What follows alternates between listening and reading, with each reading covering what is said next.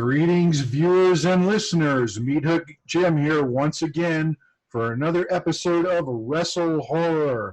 And this time, we're going to talk a little bit about the Halloween and haunted attraction business. We've got a great makeup artist with us. His name is Keith Newsome, and I'm going to turn it over to him. Keith, how are you? I'm good. How are you, Jim? Good seeing you. Good seeing you, too. I'm doing well. And as always, we've got Donnie down there in the bottom. Oh, yeah. What's going on? I don't need to say pleasantries to Keith. I've only known him for 40 years. So, Keith, you said you wanted to talk about face painting. Yeah. I think it's a great way to get started, so I'm going to turn the reins over to you and let the master work. Yep. Let us tell us a little bit about yourself first so everybody knows, which we all know in the haunt industry, who Keith Newsome is, but there might be some people out there that don't. No worries. No worries. I started a long time ago. Back when I was 16, I started with a Dick Smith makeup kit. Who knew back then in 1977 that I'd be still doing what I was back then? I'd still be doing it now. But it's just one of those things where I was really into haunted house stuff. I was into horror makeup. I was in, like, went and seen The Exorcist. Thought it was the coolest movie ever. Everybody else was freaking out under their beds. I'm sitting there going, like, how did her head spin around? How'd they do this? How'd they do that? So I started with just using Elmer's glue and corn flakes, anything I could find. Then I fell into gelatin. Then I fell into latex and started learning how to make molds and stuff like that. And it took off for a little while. I did a few small independent 8mm movies back then, just doing kid stuff. Got out of it for a while. And in 2005, Terra Park was here in town. My nephew, Mike Newsome, said, hey, won't you guys bring my Uncle Keith in? He's really good at makeup. And they're like, oh, well, we'll see. So they invited me to come out for an orientation. I had never face painted before that time. I'd always use grease paint and whatever else I could find. So I walk in, they're doing orientation. I notice these little books by Nick and Brian Wolf. And I'm looking at the books going, man, this is kind of cool. And they said, would you like to give it a try? And I'm like, yeah, sure. So I painted a girl named Bree. I was very timid. I was like kind of shy. And next thing I know, she's going, just paint me. So I started painting her, and I'm looking at it, it's like a red skull. I'm like, yeah, this kind of looks like crap. And then everybody behind me is like freaking out. They said, well, come back here and look at it. And I was like, okay, that's kind of cool. So I joined Terra Park as just sort of a guest makeup artist. I didn't really join them to become part of the makeup team. I was just doing it to have some fun. Well, that took off. Then I became chief makeup artist. Then I took my first makeup class with Nick and Brian Wolf, and they became basically my friends. And I will tell you, if you are looking to get into haunt makeup, any kind of face painting, anything such as that, definitely take classes. It doesn't matter if it's from haunt professionals to just your standard makeup artist. I've taken under Nick Herrera. I've done through Marcelo Murad, Pashur, Nick and Brian Wolf, and multiple others. Matt Seal, Jonathan Kinney, just local favorites around here. And the more that you get into it, the better you become. And it's as far as product goes, I'm basically a Wolf paint with Wolf FX or Maron by Paradise. Paradise by Maron, one of the two. But paint can be expensive. I've got close to $4,000 worth of makeup since 2005 to now. And if you were looking to get into it, practice all the time. Don't practice stuff that you know. It's just like music. The more you know, the more you do, the better you become. And you don't have to reinvent the wheel. All you got to do is practice 2 butterflies, 2 skulls, 2 whatever. But that's how I got into it. And I went from there to Scaratorium to Trelator Meditaire. Now I'm with the Miller House. But it's just one of those things where you're always in demand. And if you do get into it and you do become good, you can make a lot of money at it. I've taught at least 4 or 5 people. Most of them already have their own makeup companies. So, and they make good money at it. So it's profitable just to learn how to do the fairies and princesses and the lions and all that stuff. I'm more the superhero monster guy. So that's where my head is at on this. Well, it's definitely, excuse me, you definitely got a wide range of experience and some really great mentors and teachers. That's a who's list of face painters. Yes, it is. And they're all excellent in their own right. They'll have their own styles. And that's the thing is if you want to become a face painter, use the good stuff. You know, you can go buy the stuff from your local market or whatever and try to use it. But the better your quality of your stuff, the better result will be. I use Wolf for using line work because it goes on smooth. It lasts a long time. But if I'm going to fill in somebody's eye, I'll use Maron because it's all water-based. There's different kinds of paint. You have alcohol-based, water-based, and I tend to stay away from the alcohol-based because it's harder to get off. From a haunter's point of view, it's easy on, easy off. Because I've learned that if you do put face paint on yourself, most people think you have to use baby wipes and wipe all that off. I try to stay away from that because water activates it. So as soon as you get your face covered, I can go out and be my big, ugly, Snappy the Clown, come back in. I can take water and I hold it against my face, hold it against my face, hold it against my face 2 or 3 times. First time it activates it, next time it starts to melt, next time it starts melting off, and then I just wipe it, throw soap and water. I can be back outside in my regular clothes, and no one will know that I even had makeup on. It's just by that. Wow, that was loud. But it's just one of those things where I think that the more you know, the easier it becomes. And the more you get into it and the more you do, the more fun you'll have with it. So it's really easy to me because I'm an artist. If you're artistic, great, but you can learn it. So it's just practice, practice, practice, just like anything. And it's fun. I mean, it's nice. I will tell you one story, and this is my only story that I've always stuck with, is I was face painting at a movie theater. And this lady comes in with about 9 kids. And they were all mentally challenged, and one little girl was burnt. Half her body was burnt. And so I'm painting the kids and stuff, and they're moving around and all this they normally do. And then the little girl sits down, and her face is burnt, her arm is burnt. And I said, "What can I do for you, darling?" And she said, "I just want to be pretty." So I took, and every burn, every scar turned into a butterfly, turned into a flower, a leaf of some kind. And then I showed her the mirror and her face, and she lit up. And then she started crying. I started crying, and there's 50 people behind me, and they're all crying. And I like, at that moment, it didn't matter how much money I've spent, how much time I've put into it. That one moment was worth everything. So if you can change one person's life just by doing something that you enjoy, heck yeah, man, go for it.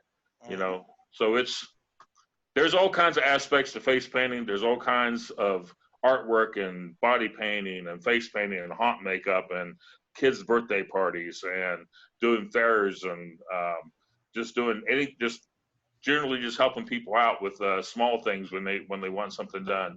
But the bigger part of it is making somebody change instantly when you put makeup on them. And that's the bigger joy for me of doing that. Whether it's haunt makeup, you make somebody a zombie, they're a zombie, you know, or you make a kid a princess, she's a princess. So, yeah. So, Keith, I haven't known you as long as Donnie has, but I've known you a few years, probably going close to about 10 now. Yep. But, you know, one thing that I wanted to point out to all those people that are in the haunted attraction industry that are doing face painting is you have to be good and you have to be fast. Correct. Because you got a lot of people coming through your makeup room and they've got to get into their scenes. Is there any advice you can give to artists out there to help them speed up?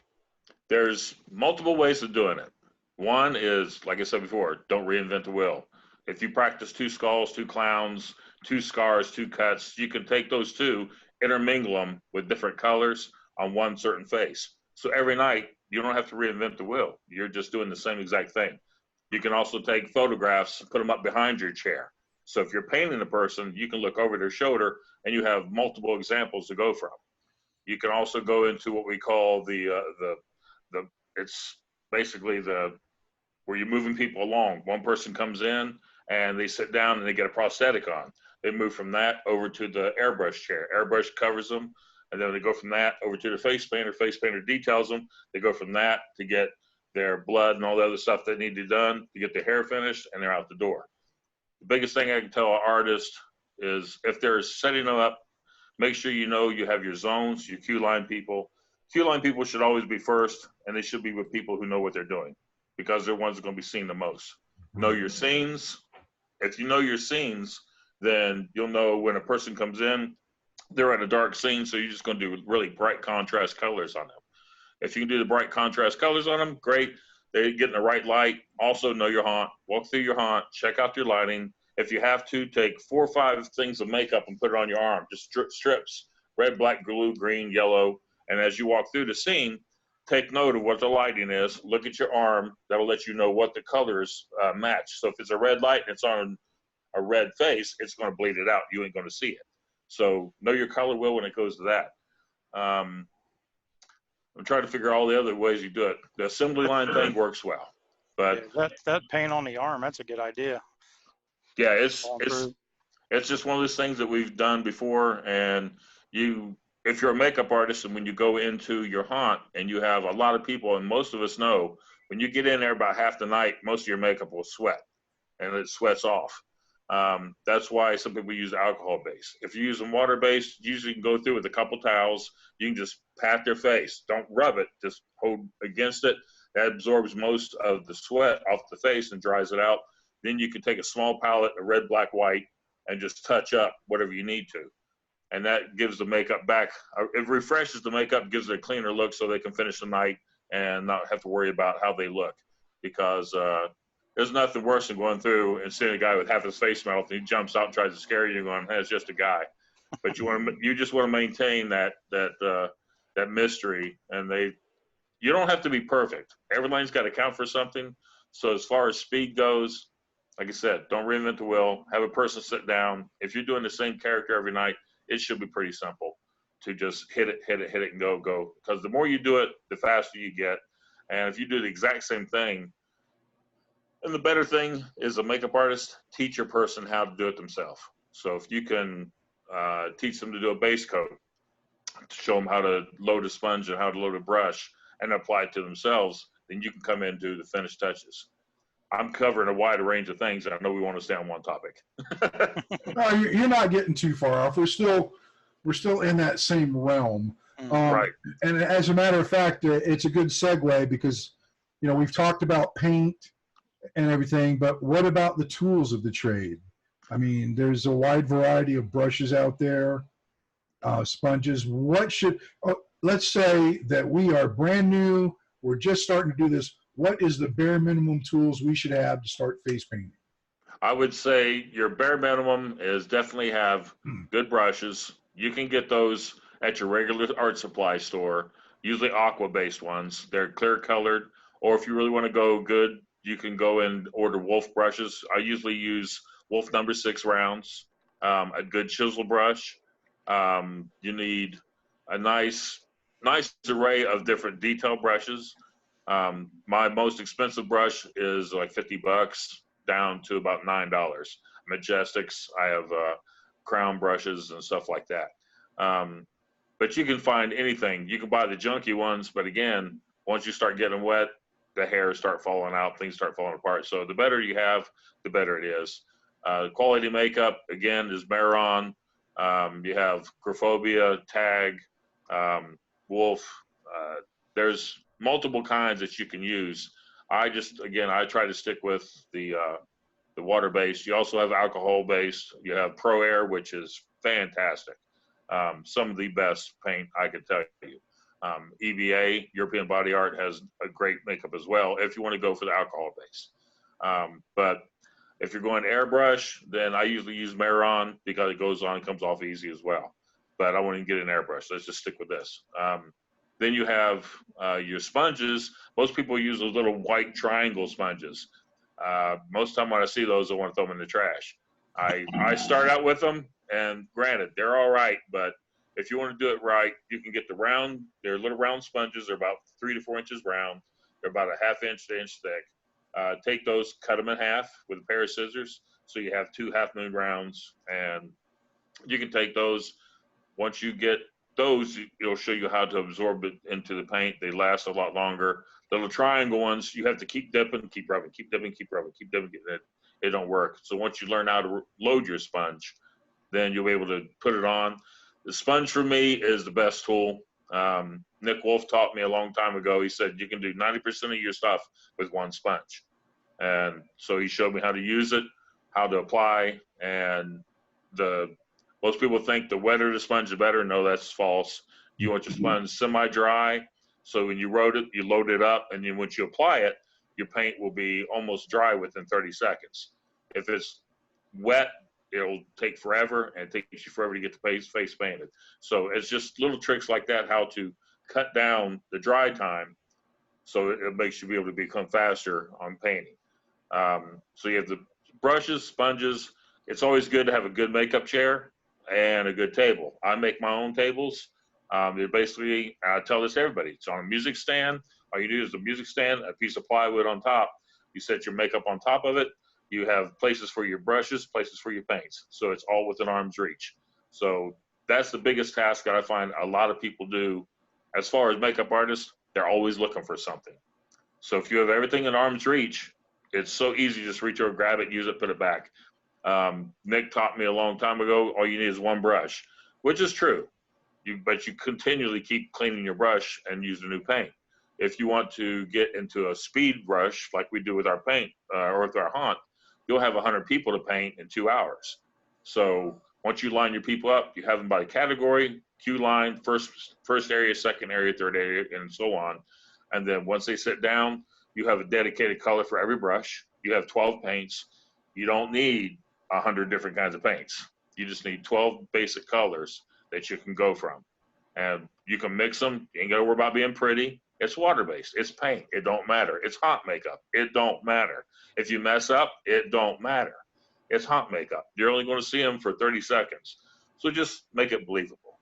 So, but back to the tools. You have your table, your chair, your kit. You have your stuff on the wall that you can look at. And then your biggest asset is your actor.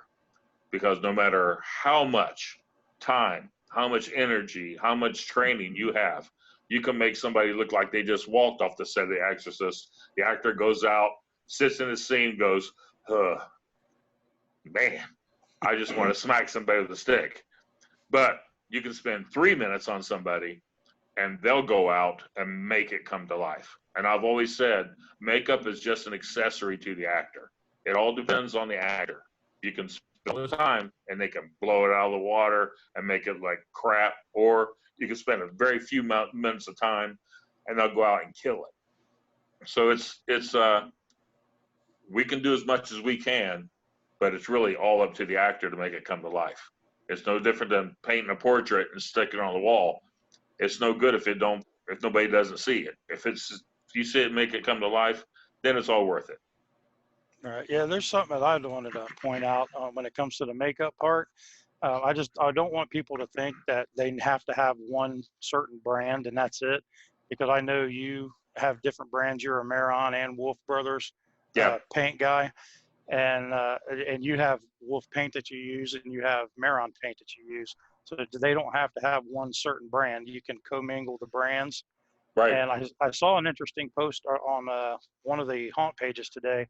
Somebody had posted asking the question of what brand of white paint is best. And I took a guess. I said probably Maron, because I think Wolf is best with black, in your opinion.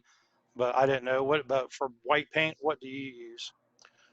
Okay, the biggest problem we have right now in the makeup industry is finding red, black, and white. White paint is usually, I use Wolf because it covers really well and quickly. There's other ones that will come close to it. There's different ones. Everybody has their own favorite on it. But right now what we're finding is if people order white, they'll order 10 of them. And the next person wants to get it, it's not there. So it's a mad rush around probably June, July, August. Everybody's looking for makeup. But as far as white paint goes, usually my thing is Wolf because it goes on very well. It covers well. And that's what you're really looking for, is something that you can put on with one layer and it covers, and you ain't got to worry about going back to it. So I have no idea what my computer's acting up. But what else can I tell you on that? That pretty much answered it. And just like let them know, like, so if they got 12 colors, it doesn't have to be 12 Maron or 12 Wolf or 12 whatever. It could be 4 Maron, 6 Wolf, and 2 of something else. The only thing you can't do, and I would really stray away from, is intermingling your paints with grease paint. If you're using alcohol base, you really don't want to put white or water base with it. If you're using water base, you want to put grease paint with it, because grease is its own entity. It's smooth, it smears, it goes on well, but you have to powder it. And so the problem with that is if you try to intermingle them, you're going to mess up some brushes. And if you pay, like me, you're paying $10 to $15 for a brush, and you walk over and you see somebody stick it in grease paint, or they stick it in fake blood, or they stick it in latex. Again, where's my stick? Because there's a lot of serious money in it to spend. So like Jim, going back to the original question, is what's your basic thing? If you're going to go and start out, I would start off with a couple decent sponges, a couple decent brushes, and then about maybe a palette of 6 different colored paints, just your normal red, black, white, blue, green, yellow. And you can do anything with that because you can mix them and then paint them on. If you mix stuff in your paint, you can just take a sponge, throw a little water on it, spray it over, and then it comes right back clean again toward its natural color. So, but white is the one that everybody fights for because they want it to cover well. And if you're going to use airbrush to spray people, that's fine. It's a good coverage, but the problem with it is sometimes it will flake off if it's not put on correctly. So in the middle of the night, your face will start cracking. You get this funky look on your face. So I've always found that face paint works well. It lets you breathe. After it dries, most time people forget that even have it on. And it's better than mask. Masks are beautiful. You can use prosthetics and still paint them, but a mask itself just covers up too much. And it's hard to hear, it's hard to see, and it's really hard to get your facial movements in it. So prosthetics with little stuff and some face paint, then you got a good character. But you really don't need it. All you need is contacts, teeth, and some food colored in your mouth, and you have a character. Well, see, I wanted to chime in and say, I agree with you. I've worn makeup, I've worn masks. The limitations of a mask do apply, especially if it's latex. Yeah. Now, there are masks out there that move with you, but think about this, listeners and viewers. You're talking about a paint job that takes maybe 10 minutes, and you can look awesome, or you can wear a mask that costs $500+ and look awesome. Which one's more budget friendly? Correct. Yeah, I have to admit, I'm one of those $500 guys. I had a mask made. It cost me $400.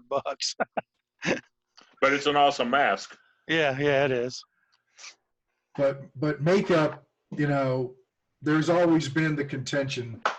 Is it the mask versus makeup has been a question that we've posed on the Big Scary Show several times. It's all a matter of preference as far as the actor goes.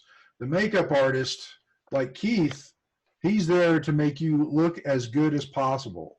Correct. And segueing into that, Keith, in your experience and all your years of haunting, what's the most amount of people you've done in a single night? I would say close to 50. And that's everything from just a black eye and a couple scrapes to a full face paint. And it can get very tiring, and you're talking 3 hours at maybe 3 to 5 minutes a face. Right. And you're flying, and you don't have time to think. You don't have the time. If they pull their phone up and go, I want to look like this, sorry, you're in my chair. You're going to be who I want you to be. Right. And those are the nights that you're struggling to get through. And the best thing you can do in that point is to train somebody. And that's what I always do is if I'm painting, I always have somebody who's never painted before stand right beside me. I'll draw a line. I give them a brush. You draw on this side. You draw this, I draw this. And by the time it's done, they've done one half, I've done one half. And I tell them, take a step back and look at it and tell me, which did you do? And most of the time they come pretty close. You know, from a rank amateur to a professional, if you can train them to do one side at a time and one line at a time, then you get a nice effect out of it.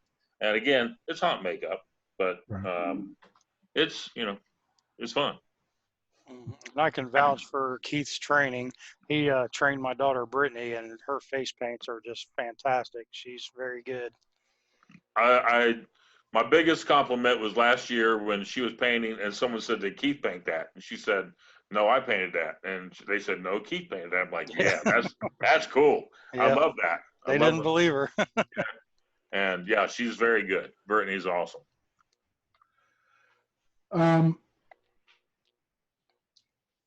Yeah. I just tripped over my brain, I think.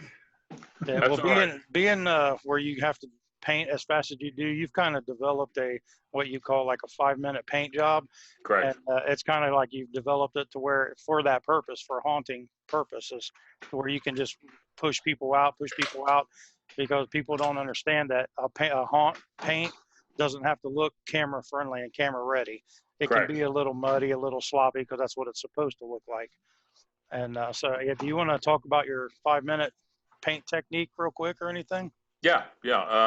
Basically what I do is before they even sit down, I like to interview them before they sit down. I want to know where they're at, what scene they're in, and then a little bit behind what they're doing. So if they're standing in line, they're telling me, as I'm painting this person, they're telling me the story for the next person. So if I'm painting Ray, Joe's next in line, I'm asking Joe, what character in, where you at, what are you doing? So he's telling me, so as soon as he sits down, I automatically know where I'm headed. That's the biggest thing about it, is knowing where you're going. So as soon as I find out they're in a cage scene, all right, I already know they're going to have cuts on their face. I know that they're going to have bruises and such as that. If they're in a closet, locked up, then most time, and it's my favorite thing of all, is, you know, they're locked in a closet, so what do they eat? Usually their own feces. So usually I'll take, you know, look like they have poop all over their face, and they're usually very jaundiced and very white. So you get an idea of what the character looks like. So you automatically, the biggest aspect of this is knowing where you're going. So once you have that character in mind, as soon as they sit down, it's basically two-fisted. I tell the people before they sit down, I'm going to come at you fast and hard. You know, just sit still and relax. And I'm using both hands. I'm using a sponge in one hand, a brush in the other. I use a lot of blending techniques. I'll use a brush, hit it with the sponge to blend it down. I do more, get another brush. So it's basically coverage. Then I hit the main details, shadow and effect, splatter, and then out of the chair. But the biggest part of it is I try to make sure that everybody that sits in my chair has no flesh whatsoever seen. Neck, arms, everything's got to be covered. The only flesh I want them to see is either hanging out of the mouth or they're carrying it. So it's just that aspect of it, because once they sit down, they have to have their costume on. So it gives you color reference. If it's a clown, you know what the color is that you can go off of. So it's green and yellow. Okay, the whole face is going to be green and yellow. If they have a wig, they have to remove the wig so you can do the face, but it also gives you an ability to know exactly where they're going to be as far as how far to go up in makeup. I can pull the wig down and cover it. That saves me a minute. If they're going to be a zombie, I can go fresh zombie, which is just tearing the mouth off, not even touch the face. You can just make it look like you painted the face. A couple rows of teeth, a little bit of red, some purple in there, and some scratch marks to splatter some blood. You have a fresh zombie. If you really want to go into a little more detail, you take some purple, go into the eyes, and darken them up. But it's just the biggest aspect of the 5-minute thing is knowing where you're going, sitting down, doing the exact same thing all the time. Everybody thinks I'm super fast, and I'm fast. There's no doubt about it. But am I the greatest makeup artist? Absolutely not. There's a ton of makeup artists out there a whole lot better than I. But with that, it's just becoming fast equals being able to go in and do something so quickly, and everybody else is amazed by it. But I'm looking at it as, I wish I could stop, take a step back, and take my time, and spend an hour on somebody. But then it goes back to, we're in hot makeup. It doesn't really matter. As long as every line counts, it makes it look believable. Once you get that person done, up and out, next person sits down. Let's go. Let's do it all over again. And you have to have a good back, which I don't anymore. But you have to have a good back. Your arms will get tired. You have to drink water the whole time you're painting because your hands will cramp up. You have to have, if you have a pad to stand on, that's excellent. Like I said, the makeup chair brings them up to your level, so you ain't got to bend over. If they move around, you can have a chair set where you can walk all the way around it. So that way you can just make them look up. And you walk behind them and look over them, paint upside down if you need to. I've done that before. There's all kinds of different people, different twitchers and stuff like that. They'll move and they'll twitch and they'll jerk, and you try to paint their lips and lips quiver. You know, you just got to look past that and keep on moving. So basics, sit down, know where you're going. Once you get the paint on, know exactly how you want it to look. Doesn't matter what they say. If they want how they want it to look, then they can do it themselves. And that sounds harsh and mean, but it's just the nature of the beast. And hot makeup is a unique, and it's its own unique animal. And you can have somebody come in, again, you have makeup artists come in, they'll spend 20 minutes to a half hour on somebody, and you look over and you go like, man, what are you doing? You know, you don't have to work on that. It ain't got to be that pretty. They're going to be a drop panel. Right. You've just put 25 minutes into somebody, and they're going to go bam and up, and that's all you're going to see them for. So it gets just knowing you're hot. So that's where the whole 5-minute thing comes in, is knowing where you're headed. That's the biggest advice I can give you on that. Cool. You know, I got to say, I was just sitting here thinking about this while you were talking. And this podcast, of course, is called WrestleHorror. Yep. And greatest podcast in the world. other than Big Scary Show. we'll put it as a tie. Okay. But, you know, what about those potential pro wrestlers out there that may be listening? They've just got a whole bunch of information, too, because, you know, some wrestlers paint their face. We just recently interviewed a wrestler out of the Southwest named Thunder Rosa, and she paints half her face as a sugar skull. Nice. But, you know, there's a lot of wrestlers out there that use face paint in this day and age. And what about these kids that are up and coming that want to make a name for themselves and create their own character? They can learn from what you've talked about so they can do the face paint better. Correct. Now, if I will go with this, I know they face paint a lot for a lot of wrestling and stuff. If you're going to do that, then I would definitely go what I call the KISS route. It's all grease paint and powder. Once you put it on, once you put the grease paint on, you paint it on, you powder it, you kind of clean it up, you do it again, you powder it one more time, and you paint one more layer on it. It's a 3-layer process. So once you get it on, you powder it, and it dries. So you ain't got to worry about it smearing so much. If you're doing water-based paint and you want to do that, you got your design, you go out, you start sweating, you start rolling around, they start hitting you and moving across your face, it's going to smear across your face. So water-based, you can use, it's a sprayer called Bear Spray. You put that on over top of it. They used to have a thing called No Sweat. You put on before, and then you put the paint on and put Bear Spray over top of it, and that kind of helps out. But as far as wrestling goes, that's very tricky because you know you're going to get your face smeared around a little bit. So your best bet is to go the grease route with powder, and that makes it a whole lot easier to maintain and not have to worry about it smearing so much. Well, there's some advice for the aspiring pro wrestlers out there. Well, I'm looking at the clock on the wall, and it's starting to wind down here. So, Keith, any last-minute advice before we go on to you getting to plug some of your stuff? Biggest tips, again, use quality stuff, practice, know where you're going, take classes, and classes can be found online. You can look on YouTube. You can go into Stan Winston's site and learn how to do whatever it is you want to do as far as face painting, sculpting, whatever. Definitely go to conventions. listen to those guys, look at the demos. There's always somebody doing something as far as makeup goes at a convention, Hunters Convention, OHA, Midwest Hunters, Trans World.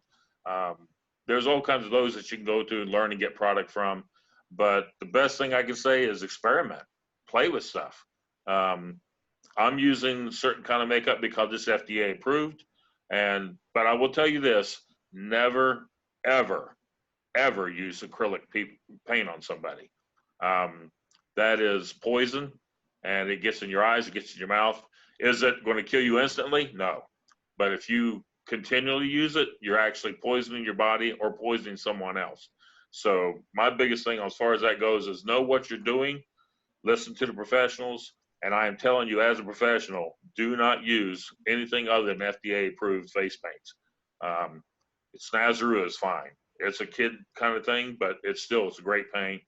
Like I said, there's tons out there that you can use. If you really want to go to sillyfarm.com. They got everything. And Heather runs a great organization there. But and as far as anything else goes, if they want information and they want to know if they got questions, you can contact me through WrestleHorror, and if I don't know it, I'll find out for you. Well, there you go. You get a hold of us at WrestleHorror, and we can put you in touch with Keith. Right on. This has been a great episode, Keith. Thanks so much for coming on. We're definitely going to have you back for other stuff for sure. Oh, definitely, right. Definitely. We've got a lot of great information for some haunters out there, and maybe even some wrestlers. And that's the goal for this podcast, is a little information for both. So right on. Thanks again, and we will see you all in the next episode. All right. See you guys. Thanks. Goodbye.